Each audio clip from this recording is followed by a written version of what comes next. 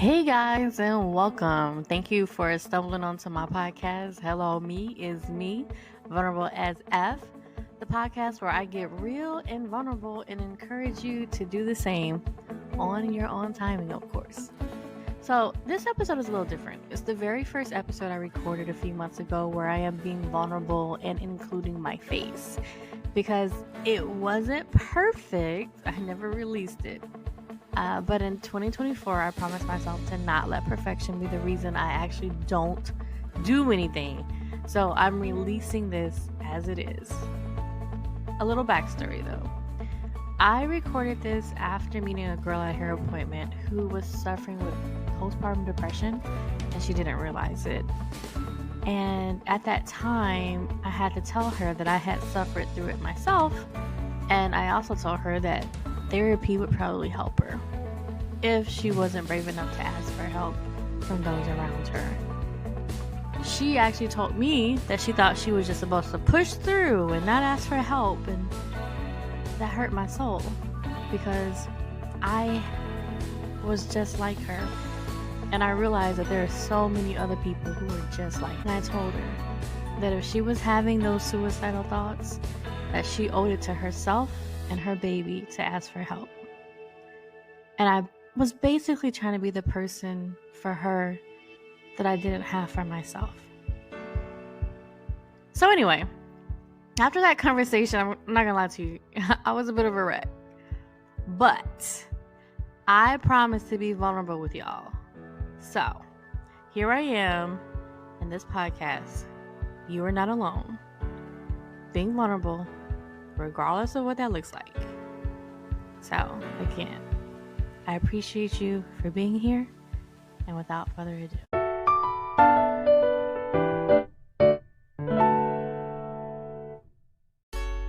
Welcome to Hello Me, It's Me, Vulnerable AF, a podcast hosted by Nikki D. Lovely. That's really just her diary disguised as a podcast, but who cares? You're here for it. Join in as she addresses her self-reflections on life, love, and dating, and gives us all the tea by being more vulnerable than she ever has, with herself and the world. So let's get started in today's episode with Nikki D. Lovely, already in progress. Hey guys, and welcome. Here's the thing. I just got back from getting my hair done. While I was there was a young woman. Oh, let me put this up here. Can you hear me? Can you hear me better now? While I was there was a young woman, hopefully she won't mind me telling her story, who had recently had a baby, and she was brave enough to admit that she was suffering from postpartum depression. And I was brave enough to admit that I had suffered through postpartum depression when I had my second daughter as well. Maybe even my first hill. I don't even know. I was going through a lot of stuff with that man. But I say all that to say that when I left there, I gave her a hug. And when I got in my car, I started to cry. Because that triggered something in me that I had actually forgotten about. And I realized a lot of times we go through things and we feel like we're suffering alone. We're suffering in silence because we feel like we're the only one that's going through it. We feel like no one will understand us. We feel like if we tell someone that we're having a vulnerable, weak moment, that quite possibly they might judge us, or worse, I really don't know what that is that we're afraid of. But as I've gone on this journey of healing, I started to realize that sometimes what we're afraid of is being honest with ourselves, is being vulnerable with ourselves, is peeling back the layers of why we are a certain way. Because denial is easier. Denial is easier for most of us. It is easier for us to deny that we're depressed. It's easier for us to deny that we're sad or hurt or suffering from depression. Because if we deny it, then quite possibly maybe it doesn't exist. Reminds me of being a kid and thinking that there may be something underneath the bed, and just as long as we don't look under the bed, it won't be there anymore. Or closing the closet, because if we close the closet, whatever we're thinking about, we can't see it and maybe it won't hurt us. Or putting the covers over our faces while we're laying in bed, because if we can't see it, then maybe it's not there. And I guess what I'm trying to say to you is, at some point, you're going to have to face your fears. At some point, in order to grow, you're going to have to put the covers down. You're going to have to open the closet. You're going to have to look under the bed. You are going to have to face yourself. And as hard as that is, and as painful as that can be sometimes, thinking about having to do that, is also the beginning of you. It's the beginning of your new life.